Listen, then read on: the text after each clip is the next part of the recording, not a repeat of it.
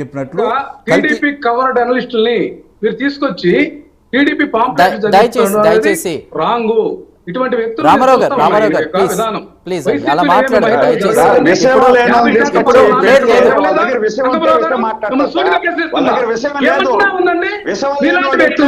Telugu Desam party కన్నా పార్టీలో చేరి పార్టీ తరఫున పాల్గొనండి. రామారావు గారు మీ టైం వచ్చినప్పుడు మీరు మాట్లాడి దయచేసి మధ్యలో ఇంటరప్ట్ చేయొద్దు.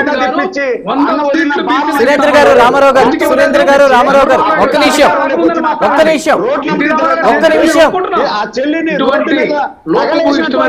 అండి, వ్యక్తిగతంగా మళ్ళీ వెళ్ళొద్దు దయచేసి. నిష్పక్షపాతంగా మాట్లాడారు రామారావు గారు, మీరు అడిగిన క్వశ్చన్స్ రామారావు గారు దయచేసి సురేంద్ర గారు ఒక్క నిమిషం ప్లీజ్ మీరు అడిగిన ప్రశ్నలు నాకు గుర్తున్నాయి. రామారావు గారు దయచేసి మీ టైం వచ్చినప్పుడు మీరు మాట్లాడరు కానీ ఒక్క నిమిషం చందు గారు వ్యక్తిగతంగా ఆయన వచ్చాడు కాబట్టి ఒక విషయం అడుగుతాను నేను మీ ద్వారా. 1977 నుంచి చిన్నపిల్లవాడప్పటి నుంచి నేను రాజకీయ అవగాహన నాకుంది.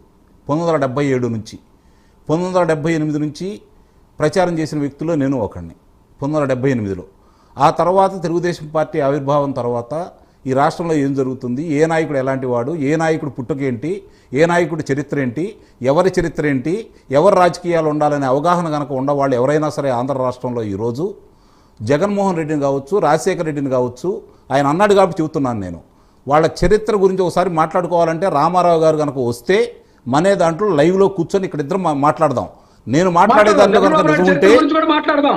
1978లో 2 ఎకరాల కుటుంబం ఈ రోజు 2 లక్షల కోట్ల పైగా ఎట్లా సంపాదించిందో మాట్లాడు.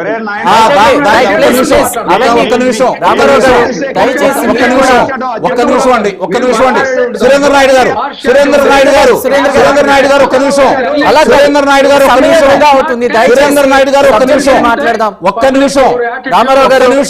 ఒక్క నిమిషం. ఆయన యూనివర్సిటీలో బుల్లెట్ వేసుకొని తిరిగిన వ్యక్తి నారా చంద్రబాబు నాయుడు గారు. వాళ్ళ తండ్రి 15 ఎకరాల ఆస్వామి. ఆయన ఆ రోజు బుల్లెట్ మెయింటైన్ చేయాలంటే ఎంత ఆస్తి కావాలో, ఏ విధంగా కావాలో ఒకవేళ తెలియకపోతే రామారావు గారు వాళ్ళ తాతని వాళ్ళ ముత్తాతని తెచ్చుకోమనండి. వాళ్ళ తాతని ఒక్క మాట వినండి దయచేసి. సబ్జెక్ట్ మీద మాట్లాడదాం అండి, అవన్నీ దయచేసి ప్లీజ్. నువ్వు చేసావు, నేను చేయలా, నువ్వు చేసావు. సమయం నీ మాటలు కనుక చూడండి, ఆయన మాటలు కనుక మనం మౌనంగా బరాయిస్తే ఆయన నిజమని అనుకుంటారు. అదే విధంగా చేయాలని వాళ్ళు ప్రయత్నిస్తున్నారు. సమయం వృధా అవుతుంది. రామారావు గారు మీరు అలా కాదు రామారావు గారు, నువ్వు పచ్చబద్దాలు చెబుతుంటే మేము వినాలా? సురేంద్ర గారు ప్లీజ్ నిస్సందేహంగా దయచేసి ఈ రోజు వచ్చినటువంటి విషయాల్లో రామారావు గారు చాలా రోజులుగా ఒక్క నిమిషం సురేంద్ర గారు ప్లీజ్ ప్లీజ్ అండి, వ్యక్తిగతంగా వద్దు దయచేసి. అలా కాదు సురేంద్ర గారు ఒక్క నిమిషం. రామారావు గారు వైఎస్ఆర్ ఒక్క మాట నేను చెప్పనివ్వండి.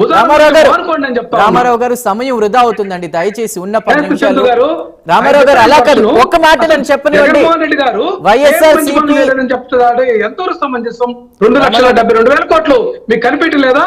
రామారావు గారు సబ్జెక్ట్ అంతా డిబేట్ అవుతుంది. ఒక్క నిమిషం ఆగండి దయచేసి.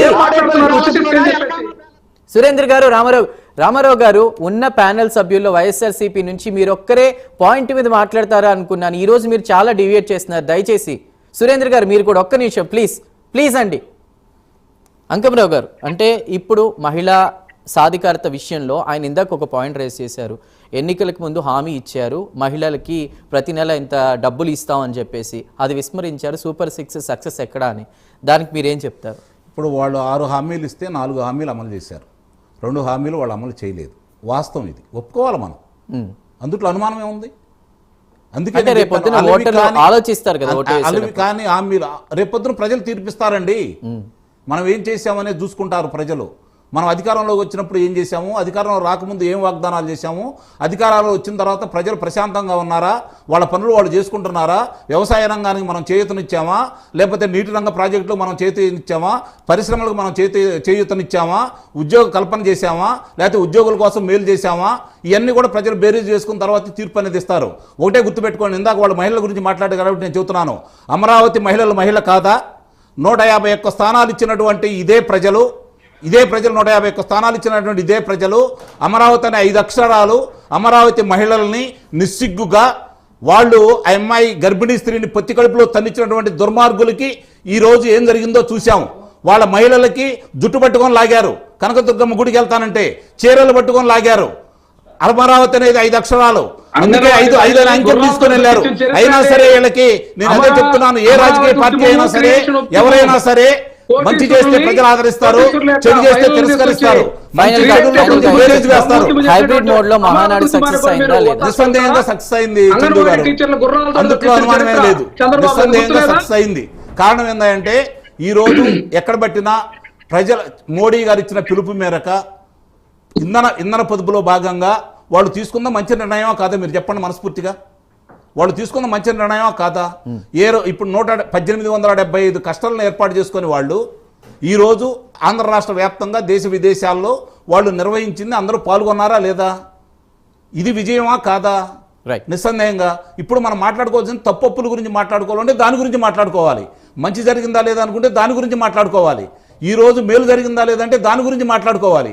అంతే తప్ప నోరేసుకొని పడి మాట్లాడనీయకుండా సబ్జెక్టు ప్రజల్లోకి వెళ్లకుండా ఈ వీక్షిస్తారు. ఇప్పుడు ప్రైమ్ 9 కొన్ని లక్షల మంది చూస్తూ ఉంటారు, వాళ్ళ అభిప్రాయాలు ఎలా ఉంటుంది, పలానా వాళ్ళు మాట్లాడితే ఏం కొత్త విషయాలు తెలుస్తాయి, పలానా వాళ్ళు మాట్లాడితే నిజమెంత, దీని గురించి మాట్లాడుకోవడానికి అవసరం లేదు.